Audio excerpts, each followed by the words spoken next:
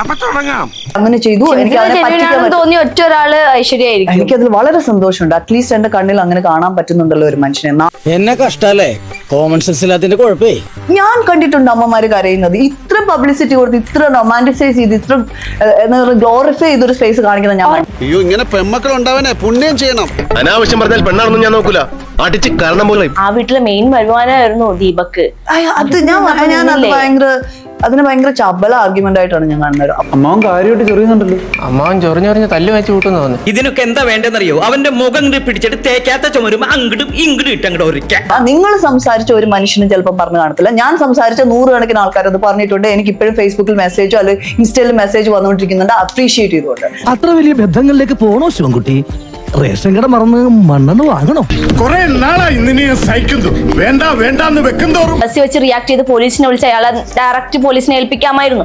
പല വഴികൾ ഉണ്ടായിരുന്നു. ശരിക്കും ട്രെൻഡിനൊപ്പം നീയതാണ് ഷിംജിതാന്ന് എല്ലാവർക്കും മനസ്സിലായി. കാര്യം സത്യമാണെങ്കിലും എനിക്ക് അംഗീകരിച്ചു കൊടുക്കാൻ പറ്റുമോ? എന്തേട്ടാ കൊണ്ടുപോയി കാണിക്കരുത്. ഇല്ലേട്ടാ. നാട്ടിലുള്ള ആൾക്കാർക്ക് അവരെ കുറിച്ച് നല്ലത് പറയാനുണ്ടെങ്കിൽ വളരെ ആക്റ്റീവായിട്ട്, വളരെ ഹൈപ്പർ ആയിട്ടുള്ള ഒരു കുട്ടിയാണ്. നാട്ടുകാരും വീട്ടുകാരും ഒക്കെ നല്ലത് പറയുന്ന കുട്ടി എപ്പോഴും നല്ലതായിരിക്കണം എന്നൊന്നുമില്ലല്ലോ.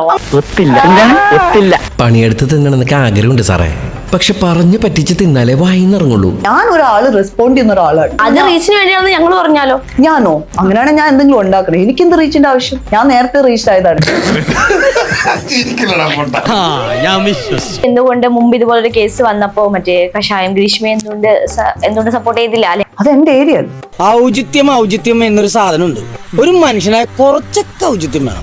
ഇത് അപ്പൊ ഐശ്വര്യയുടെ ഏരിയ എന്റെ ഏരിയ ആണ്. പ്രായമാവുമ്പോഴെങ്കിലും പെണ്ണുങ്ങൾക്ക് ഇത്തിരി പക്വത ഉണ്ടാവണം. ദീപക് അങ്ങനെ ചെയ്തിട്ടുണ്ടെങ്കിൽ ദീപകിനെ കൂടി ചെയ്ത ബാക്കി എല്ലാ ആൾക്കാരുടെ പേരും നമ്മൾ പറയേണ്ടി വരും. അത്രയ്ക്ക് വിഷമമാണെങ്കിൽ ഷിംജിതയുടെ വീട്ടിൽ പോയിട്ട് മക്കളെയും കണ്ട് കുറച്ച് ഫുഡും കൊടുക്കായിരുന്നല്ലോ. അതല്ല ഉദ്ദേശം. ചെറിയ വട കൊടുത്ത് വലിയ വട വാങ്ങിച്ചു. ഒരാളുമായിട്ട് റിലേഷൻ ആയിരുന്നു, ഒരു കുട്ടിയുണ്ട്, ആളിപ്പോ ഇല്ല. അപ്പോ ഞാൻ തിരിച്ചൊരു ചോദ്യം ചോദിച്ചാൽ ഇത് അവിഹിതമായിരുന്നോ? എന്തോ കുത്തി പറയുന്ന പോലെ എനിക്ക് ഫീൽ ചെയ്യുന്നുണ്ട് കേട്ടോ. എന്നിട്ട് ഇമ്മാതിരത്തെ കോണസ്റ്റ് ചോദ്യം ചോദിച്ചാൽ ഇവിടെ വിളിച്ചെടുത്തിട്ട് ചൊറിയേണ്ട ഒരു കാര്യം. ഊഞ്ഞാലാട്ടിയതല്ലേ? ഇയാൾ ഉരുളക്കുപ്പേരി കോളേജിൽ നിന്ന് ഡിഗ്രി എടുത്ത് വന്നിരിക്കുകയാണ്, ഒരു തർക്കക്കാരൻ. ഞാനൊരു കാര്യം വളരെ ഓപ്പൺ ആയിട്ട് ഫ്രാങ്ക് ആയിട്ട് പറയുന്ന സമയത്ത് ഇങ്ങനല്ല അതിനെ റെസ്പോണ്ട് ചെയ്യും. എന്തൊക്കെയാണ് ഈ കൊച്ചു കേരളത്തിൽ സംഭവിക്കുന്ന?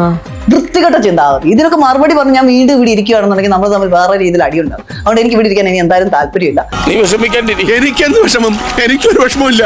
ആൾക്ക് തീരെ വിദ്യാഭ്യാസം വിവരമൊന്നും ഇല്ലേ? വീട്ടിൽ പറയുള്ളൂ തെണ്ടി. ഇതിനപ്പുറത്തേക്ക് ഞാൻ ഇവിടെ നിന്ന് തന്നു കഴിഞ്ഞാൽ ഞാൻ മണ്ടിയാവും. അതുകൊണ്ട് ഞാൻ എഴുന്നേറ്റ് പോകും കേട്ടോ. Thank you so much. All the best. മത്തം കുത്തിയാ കുമ്പളം മുളക്കില്ല. അത് കാലങ്ങളായിട്ട് കുമ്പളത്തിന്റെ ശീല. ഞാൻ പോകുന്നു.